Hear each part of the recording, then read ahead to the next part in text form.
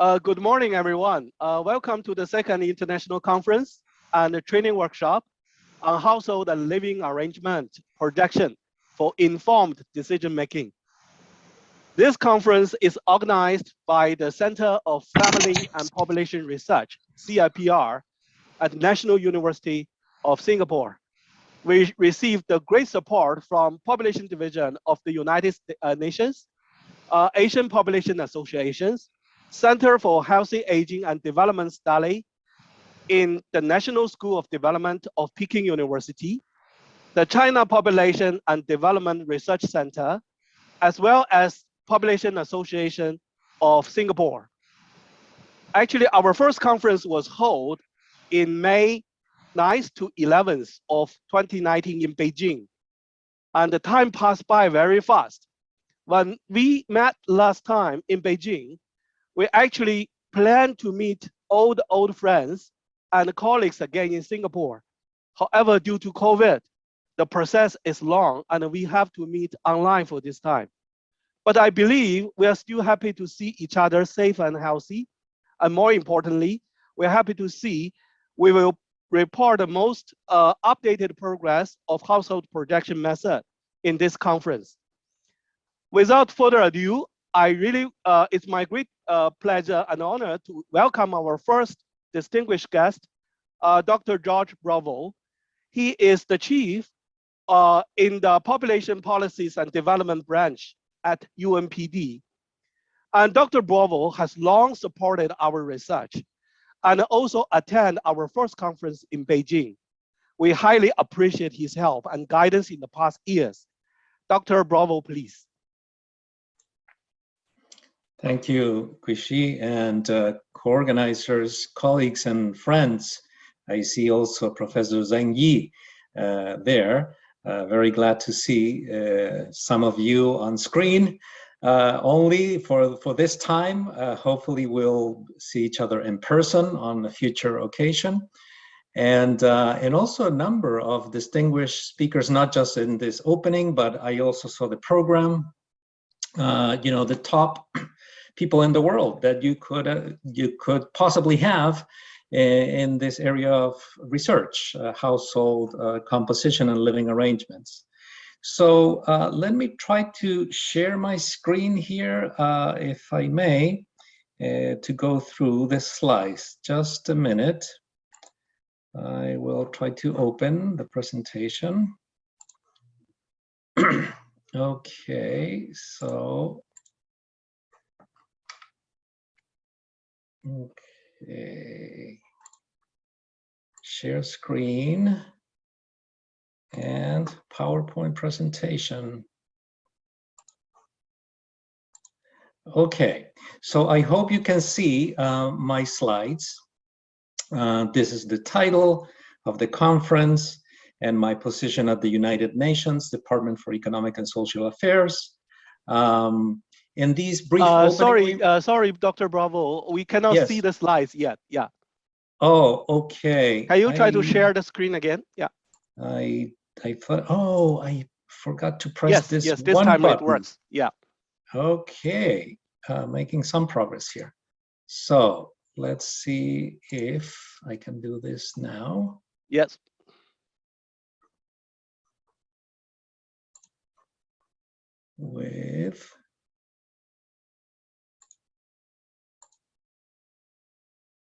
Oops. Okay, I think you see the slides. Yeah. Do you? It's just that this is the button I want. Yeah. Okay. All right. Yeah. So the first slide was just my name and affiliation with the United Nations.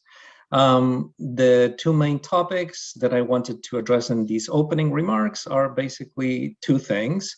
One is to give a brief global perspective on levels and trends of household size and composition and living arrangements. And this from the only perspective that I can do this. You're the experts on projections of household size and composition. We at the United Nations do the more elementary work of documenting the existing data, namely the estimates available for household size and composition, as you will see in a minute. And then talk about why do we care about these topics at the United Nations, and mention some well-known old connections and some new connections to sustainable development.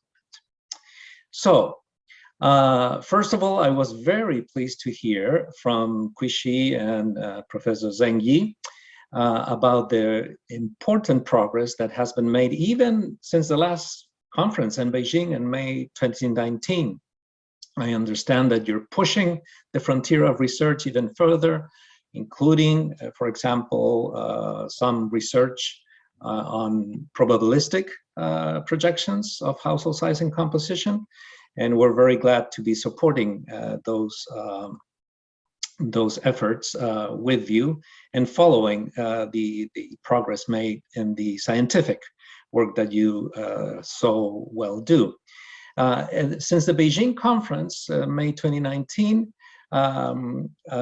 there's been quite a bit of progress, and I'd just like to remind a few of the key findings that we reported on our most recently updated data sets on the topic. And there were basically two, and that we still have, and we are looking forward to update even more as we get data from the 2020 round of censuses, which, as you know, because of COVID, has been delayed in many parts of the world.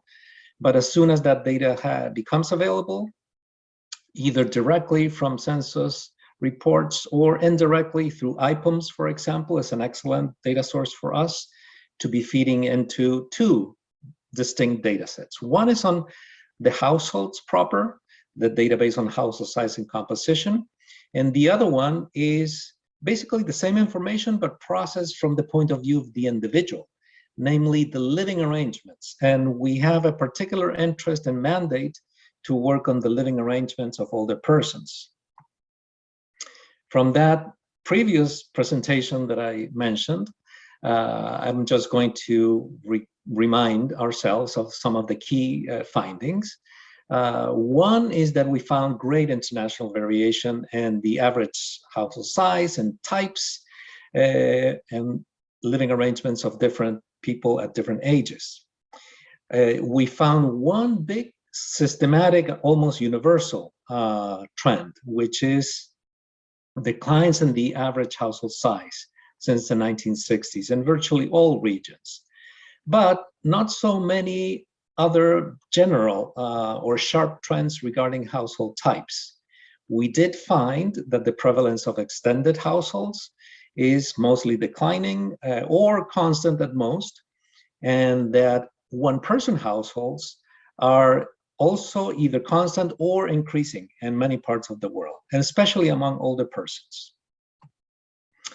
I also showed some illustrative graphs, as you see here, with bright color, quite a bit of variability in Africa, for example, as well as Asia, all regions of the world, really. And differences in the median levels, Africa with higher average household sizes than Asia, Latin America, and even more than Europe or Northern America. And we know that from, as demographers, that some of these differences are due, for example, to different fertility levels, but not everything is explained by fertility or other demographic factors. And one example I gave at the time was India. India has fertility levels close to replacement. I believe even in recent times, falling slightly under the replacement level, but has an average household size not that far from the average of Africa. And this is mostly because of other cultural, socioeconomic factors that affect how people cluster together to live, in the case of India, in slightly larger households than the fertility level would imply or suggest.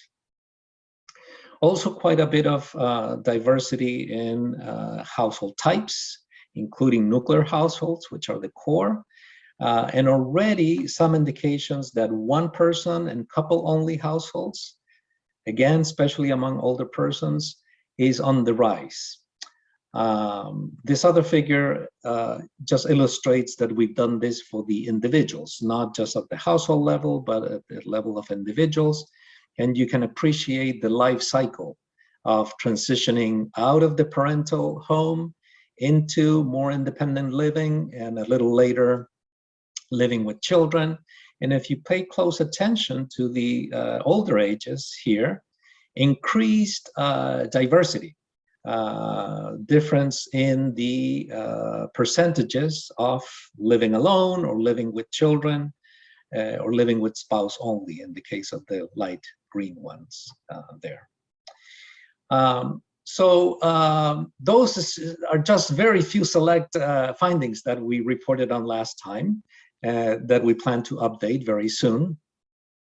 What are the main connections to sustainable development that we at the United Nations care mostly about? Well, some of them are well known or old, as I say here in the title, because we all understand that a large range of information collected to measure the living conditions of people, including asserting the poverty status of families, but also demographic variables.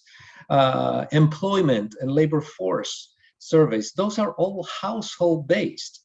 And it's not just because that's where most people live and that's where it's easier to get the information.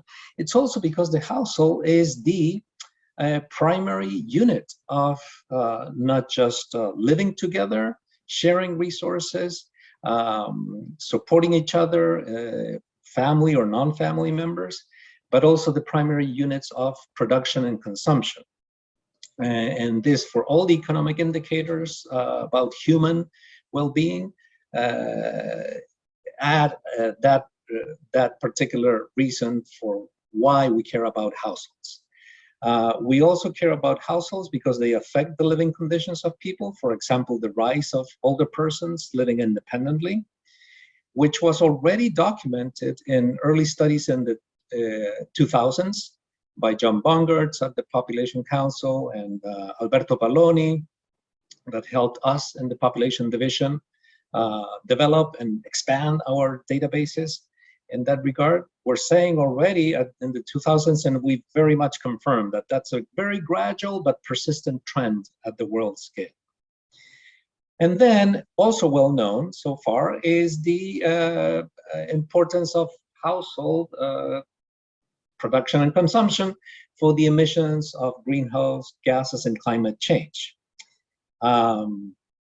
This is an example of data recently analyzed in China that illustrate the point. We know, for example, if you look at any of these sets of columns, that older persons tend to consume less energy. In this case, it's electricity, but it applies to other sources of energy as well, than younger persons for basically all household sizes. But the per capita consumption is significantly lower for the larger households. And this, in economic terms, the economist in me wants to say that there's significant economies of scale to the consumption of energy. You see here the one-person households consuming equivalent of about 800 kilowatts on average, and the five-person household is consuming not 5 times that amount, but only about 2 times that amount. There's considerable economies of scale, and you can see it also here in the declining per capita consumption of energy in the larger household sizes.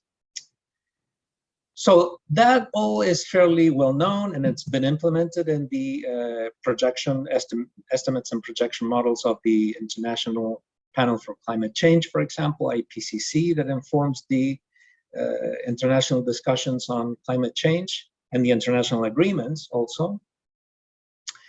What's new? Well, you might have heard of something called COVID-19, and that has taken us all by surprise, and we at the UN have had to come up very quickly with whatever information is available, about the different risks of transmission and death of the pandemic of COVID-19.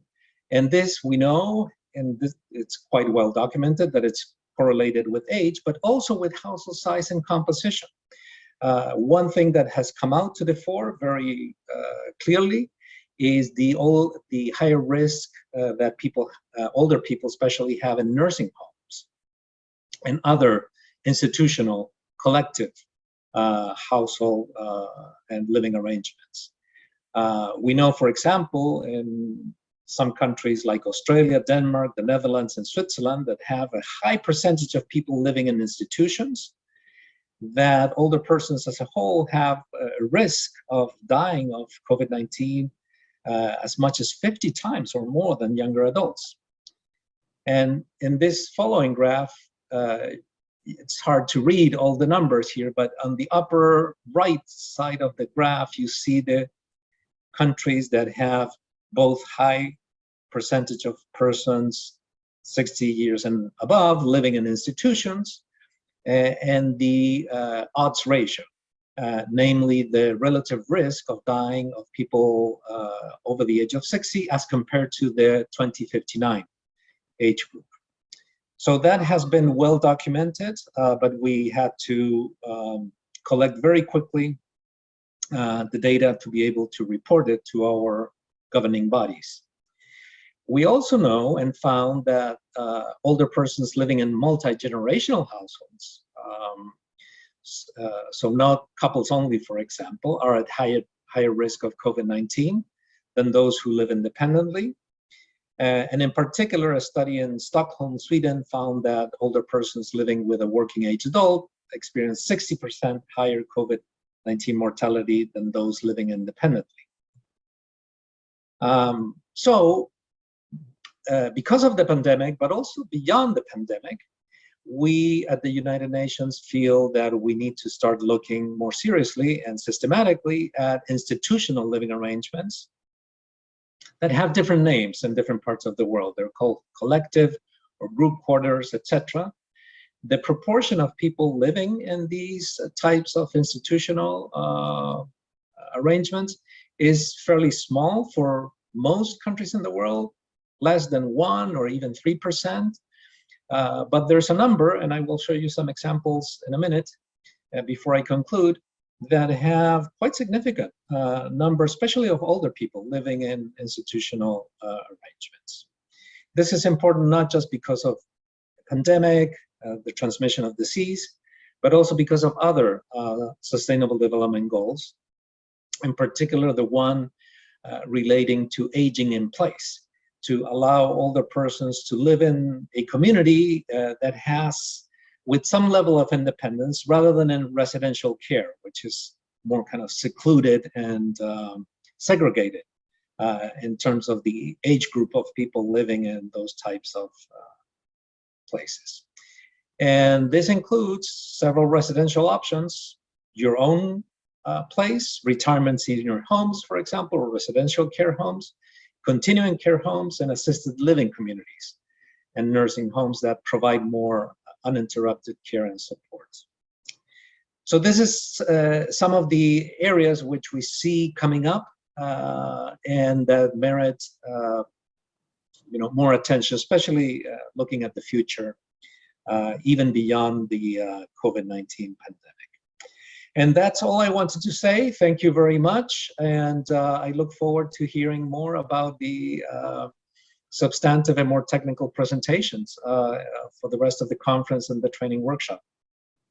Thank you very much.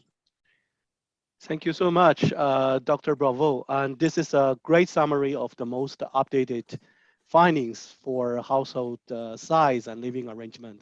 And it's also great to learn about implications of these trends from the UN perspective. Thank you. Now, let me invite the next speaker. It's really my pleasure to introduce Professor Vincent Chua. CFPR is the hosting institution of this event.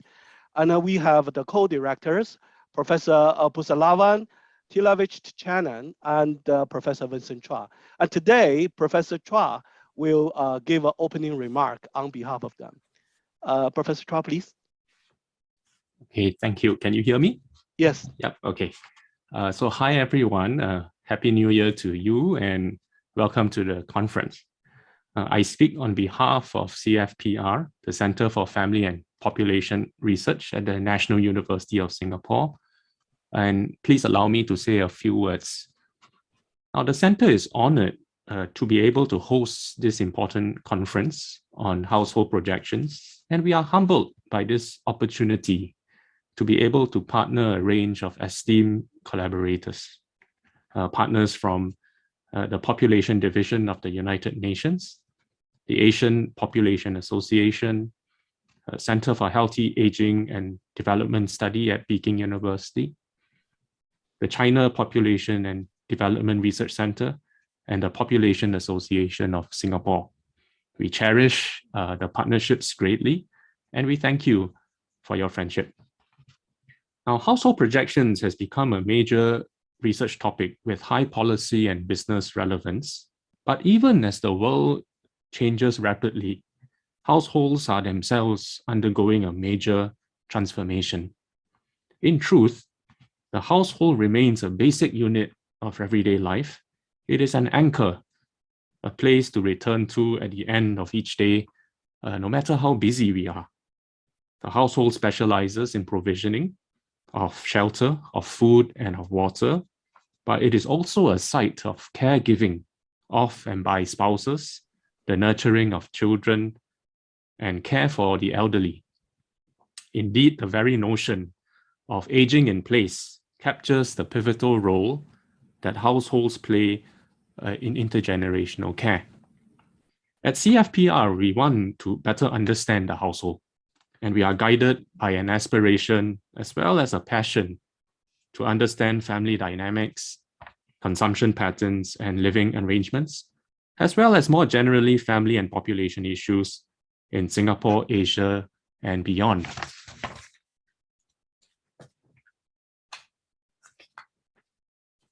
Now, demographic patterns are important. I think that's undisputed, but the micro realities of householding undergirds them. The center manages a range of research projects based on competitive grants that cover a range of topics: the tracking of child development, population aging, the labor market, and financial decisions of seniors, aging and lifelong education, as well as childless aging, to name just a few. We also have a training program in social science research methods that includes participants from both the private and public sectors. Since the inception of the training program in 2015, we will soon be welcoming our 1,000th participant to our research programs. Finally, CFPR is also involved in outreach efforts that include being a voice for family and population issues, and our works are featured on traditional media as well as on digital space. Our research, opinion pieces, newsletters, and webinars have reached a wide audience, including outlets such as BBC World News, Bloomberg News, CNN, and The Economist. Indeed, we will learn much over the next 2 days, and while the pandemic has made it hard to meet in person, this online format connects us globally. So thank you very much, and I wish everyone a wonderful day ahead, as well as a wonderful conference over the next 2 days. Thank you very much. Thank you, Professor Cha. Yeah. Next, we will invite Professor Aris Ananta as our distinguished guest to give an opening remark. Professor Ananta is a professor from University of Indonesia, and then he was the president of APA, Asian Population Association, from 2019 to 2021. During his presidency, he decided to set up the scientific group on household and living arrangement projections in Asia, and give our research group a great support. We highly appreciate his support and look forward to more cooperations with him. Professor Ananta, please. Thank you very much. First of all, good morning from Southeast Asia, from all of us. Welcome to the second International Conference and Training Workshop on Household and Living Arrangement Projection for Informed Decision Making. I would like to thank your attendance, both as speakers and participants in this important conference and training workshop. My gratitude also goes to the host of the conference and training workshop, the Center for Family and Population Research, National University of Singapore. I am happy that the Center for Family and Population Research is collaborating with Asian Population Association. The conference and training workshop is the result of one of the scientific groups during the 5th Council of Asian Population Association 2019-2021. All preparations have been made during the 5th term 2019-2021. However, to accommodate the timing of the speakers, the conference and training workshop is held today and tomorrow. There were 2 other scientific groups conducted by Asian Population Association during 2019-2021. The first is on financial adequacy among older persons in selected Asian countries. The result was presented in a webinar on 10 December 2020. The second one is on happy and healthy old ages in Asia. The paper was presented during the 5th Asian Population Association Conference during 3 to 5 August 2021. Well, why do we talk about household and living arrangement? To me, the topic is very important and relevant in today's demographic and development issues in all over the world. As a demographer, I see the relevance of household and living arrangement in relation to the first and second demographic transition. The first demographic transition is characterized with declining fertility and mortality until achieving replacement level at total fertility rate about 2.1. During this transition, household size usually becomes smaller, changing from extended families to nuclear families. During this transition, social engineering can be an effective policy, especially in reducing fertility and mortality. The second demographic transition is often hypothesized to occur when fertility is already below replacement level. The transition is characterized with changing social norms from social orientation to individual accentuation. Social engineering is no longer an effective policy. For example, it is not easy to engineer people to have more babies. The second demographic transition also hypothesized that modern contraceptive use is rising, age at first marriage is rising, union dissolution is rising, cohabitation is rising, and fertility continues to be below or much below replacement level. As a result, household composition and living arrangement will change too. A single-person household, for example, will emerge or have been emerging. The question is, will below replacement rate be a lasting feature? Will the transition be accompanied by secularization or rising religious identity, resulting in different household types and marital patterns? As an economist, I see household as both the suppliers of factors of production and consumers of goods and services. Factors of production can be in the form of labor, capital, and land or natural resources. In turn, the household receives income in the form of wage, dividend, or rent. The household then spends the income for consumption, buying goods and services from firms. Household size and composition affects total consumption. There are also consumptions shared at the household level, such as utility and rent. In turn, the demand for consumption of goods and services will produce demand for intermediate goods and demand for investment. Furthermore, understanding household types and living arrangement is also very important in determining eligibility criteria for welfare assistance. In short, the type and size of household will determine what the economy will consume and produce. It also affects the distribution of goods and services as well as factors of production. With these two perspectives, demography and economics, the pro-family model is very useful for both scholars and policymakers to anticipate future social, political, and economic changes. It can be applied in regions still in the first demographic transition or those already in the second demographic transition. Therefore, projection of household types and living arrangement will much contribute to understanding future scenarios of social, political, economic condition in a region or country. Finally, I'm glad that the current President Hayashi is also here today. I hope this collaboration can continue to the future. I hope all of you enjoy the two-day conference and training workshop. Thank you very much. Thank you very much, Professor Ananta, for the encouragement and support. And yes, our next distinguished guest is Professor Riko Hayashi. Professor Hayashi is the Deputy Director General in the National Institute of Population and Social Security Research of Japan. And she is also newly elected as the President of APA. We sincerely congratulate to her and feel honored to have her today to give opening remark to our conference. Professor Hayashi, please. Thank you, Professor Chu Shi, for the introduction, and thank you very much for inviting me over to this very important conference and training workshop. So my name is Reiko Hayashi. I am from the National Institute of Population and Social Security Research, which is located in Tokyo, Japan. And we are the one who are conducting the official projection of household of Japan at the national level and prefectural level every 5 years based on population census data. And that was one of the reasons why my former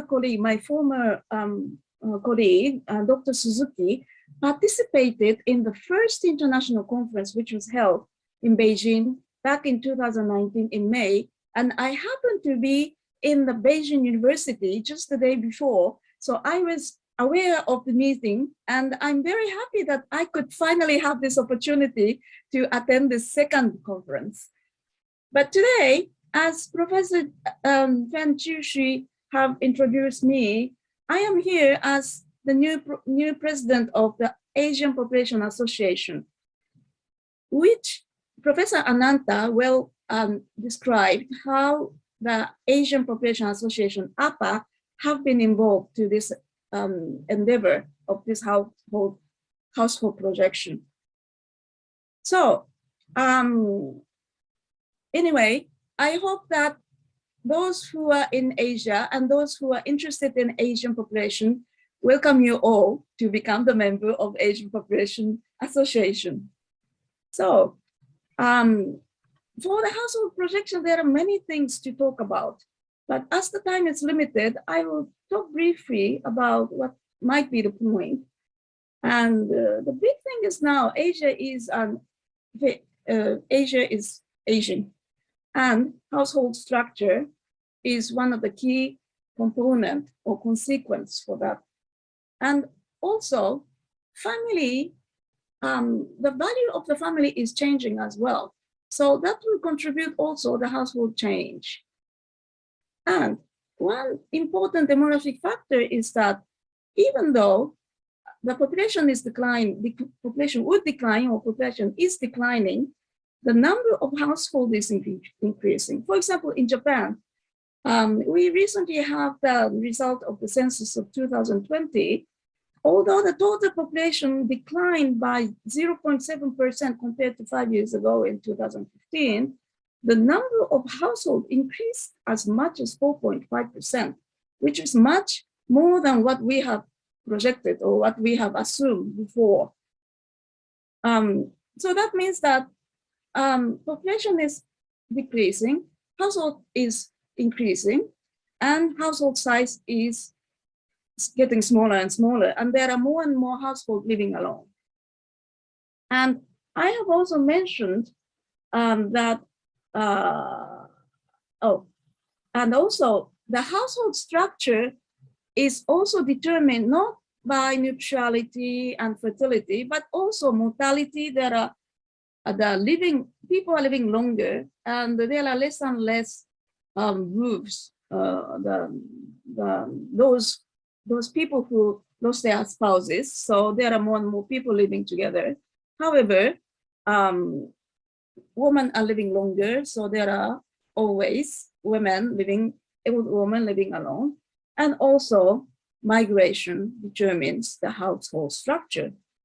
So all of this, there are affecting Asian household structure. For example, in Japan, the number of older person living alone is increasing, but when comparing Japan to South Korea, they are having much more proportion and number of older person living alone. This is because the strong migration within the country, young people are moving towards the Seoul metropolitan area, that leaves older persons living alone in the rural area. Or, for example, Japanese older person living alone is increasing, but as much there are older person living alone, but the household, their children are living closely. So it is important to distinguish the household lived by the family member living nearby. And then it is affected by social norm and traditions, and then how they have families and so on and so on. Even within Japan, there is a difference between eastern part and western part. Or, for example, I was considering living alone for older person is a problem. But when I talked about this issue to an Indian person, Indian researcher, she was saying, but still it is important to be able to live alone independently, because many of the older persons living in India, India alone, they are sometimes having the problem receiving the violence from their own son or daughters. They are living not alone because simply they cannot afford it. So household structure depends on these cultural issues. Also, there are many other issues for this household.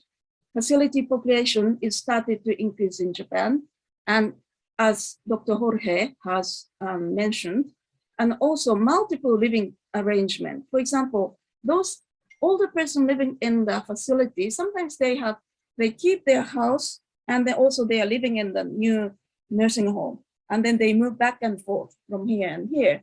And when using the census data, sometimes it is a problem. It has some problem because sometimes which household, which living arrangement they are capturing, it is not ambiguous. Or those people who are having multiple residents for multiple occupation, multiple jobs, which somehow increased due to the COVID-19. And all these issues are new and also difficult to capture from conventional population census and surveys. So this is something we have to do, a new kinds of surveys and new kinds of way of getting information about it. And also household structure projection is important and used for various policy purposes, but notably for urban planning. But when using this for urban planning, they need the household structure projection for the smaller scale. So we conduct the national and prefectural level household projection, but for the policy, for the urban planner, they need a little bit lower level. For example, the city and town, this kind of municipality level, or even smaller scale for the smaller area. So in the Japanese case, it is the Minister of Construction who are in charge of providing this data for the smaller scale household projection.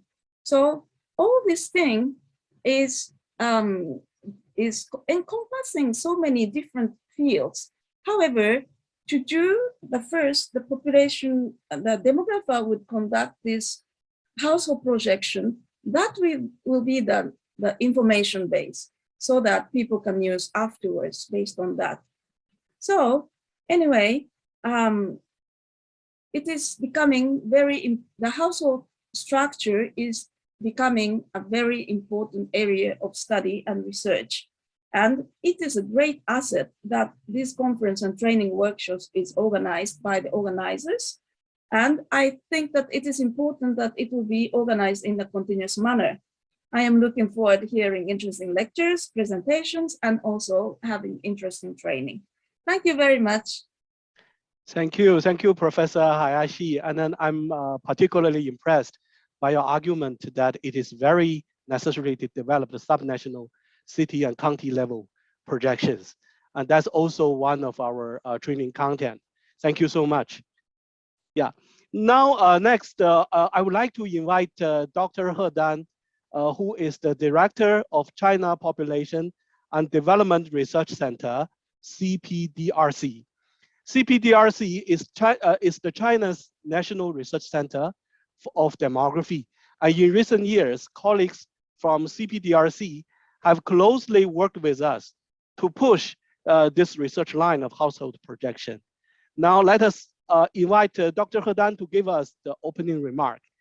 Dr. Li Yue, would you please share your screen? Yeah. Oh, yeah, okay. It's okay. Can you see it? Yes, please play, yeah. Oh, I think I forgot the video. Yeah. Share the voice. Yeah, thank you. Professor and friends, good morning. I would like to thank Professor Zheng Yi of Peking University and Professor Feng Qiushi of CFPR of National University of Singapore for their kind invitation. CPDRC is very pleased to co-host the second international conference and training workshop on household and living arrangement projection for informed decision-making. As a national think tank of China, CPDRC has long been committed to population strategy and family development research, and household projection has always been a key research division of CPDRC.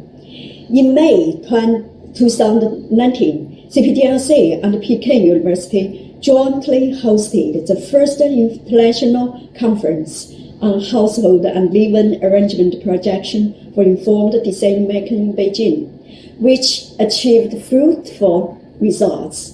I'm very glad to see the successful opening of this conference and looking forward to a complete success. According to the 2020 population census, China's family structure is undergoing major changes. Data shows that in 2020, there were about 494 million households in China, an increase of 92 million over 2010, which means an increase of 23%, significantly higher than the 5.4% increase in the size of total population during this period. This average population per household is 2.6, down 0.5 from 3.1 in 2010. The Chinese household size is becoming more and more smaller. To strengthen the research and the judgment on the trend of family population has become an important basis to understand the demographic dynamics in China. Since 2007, under the guidance of Professor Zheng Yi, we have been committed to the research, development, and application of household projection model. In 2016, CPDRC teamed up with Professor Zheng Yi's team to successfully develop the web version of multidimensional household projection software, PIDIS Profami, which has played an important role in supporting the government-informed decision-making. Over the year, CPDRC has also applied Profami model to household projection and the simulation of the fertility policy adjustment in the whole country, as well as 31 provinces, providing an important reference for the gradual optimization of China's fertility policy. In the year to come, CPDRC will take household projection as an important part of its drive to build the National Population Data Lab. in addition to scaling up the application of this model in China. We will also join hands with Peking University, Digital Health Intelligence Company, and other accomplished teams to push for international application of profile model to make efforts for the world household projection analysis. Once again, I would like to extend my sincere appreciation to the CFPR of National University of Singapore for organizing this great event. Thank Professor Feng Qiushi and its team. I hope that after COVID-19 is over, CPRC would have the honor to welcome all of you come from afar to share with us your insights and thoughts so that we can work together to thrive development of demographic research. Thank you. Thank you, Dr. He Dan. Thank you, Dr. Li Yue. Thank you. We truly look forward to more cooperations with CPDRC in the near future. Now it's my great pleasure to invite our last speaker, Professor Jin Yang. Professor Yang is the founding director of CFPR, as well as the founding president of Population Association of Singapore. She is also the co-organizer of this conference. She's a very senior scholar, and her work has benefited many junior demographers and sociologists in Singapore. Professor Jin Yang, please. Thank you. Good morning, good afternoon, or good evening, depending on where you are. Can you hear me? Yeah. Okay. On behalf of the Population Association of Singapore, let me first congratulate Professor Feng Qiushi and his team, Professor Zheng Yi and Dr. Wang Zhenlian, for putting together this very, very important conference together, bringing all the important partners from UNPD, UNFPA, APA, and CPDRC, and of course, very importantly, with the support of CFPR to host this conference.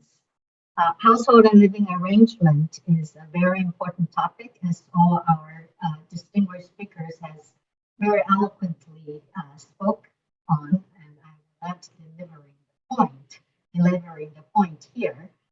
But at a personal level, this is a topic that's very close to my heart. And we have, in particularly, the one-person household topics that we have worked on for the past almost a decade, seeing in different Asian countries how that trend had increased quite rapidly in some countries, but not so rapidly in others, and know that the trend will continue and grow even faster. So this projection method is absolutely critical and will make great contribution to the study of population area, I'm sure, in a few decades. And of course, it will inform all the decision making, not just at the government level, but also private, corporate, and at the individual level too. So I am really grateful that it's happening. And as Annie and Professor Qiushi have spent tremendous amount of energy to develop and promote this method, and this training courses undoubtedly will continue to promote, and hopefully more people will be able to apply it on various levels and on different topics in different countries around the world to help us understand how the household and living arrangement in a pattern around the world will be changing in the next few decades. So let me speak briefly about the Population Association of Singapore.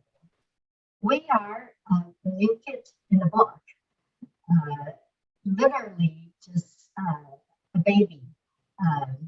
10 months old, we were in March last year, 2021, in Singapore. And so literally we're learning how to crawl and still baby. We need everyone's support. And in a few months, we will officially launch the first assembly for Population Association of Singapore. Our aim is to provide a platform for scientific studies of population studies, not just in Singapore, of course, but in Asia, Asia Pacific area, and beyond. So we would like to promote scientific research. So far, we have about 70 members join us already, and we're still hoping many of you will join us. We have a website, Population Association of Singapore. Please check us out. We are committed to connect with colleagues of the like mind who are interested in population studies in Singapore and Asia, and we want to promote more scientific studies. We're definitely looking forward to collaborating more with UN, UNDP, UNFPA, Asia Population Association, and other population associations too, to connect more and promote more important population research. So it is a great opportunity for PAS to support this important conference today. And again, congratulations to all involved, and thank you for all the support from these important sponsors and partners. And we look forward to more collaboration and networking for these partners, and look forward to many exciting presentations in the next 2 days. Thank you. Thank you, Professor Yang. Again, congratulations for the establishment of Population Association of Singapore. And we look more cooperations. And this is the end of our opening ceremony. And we are now getting into the first session.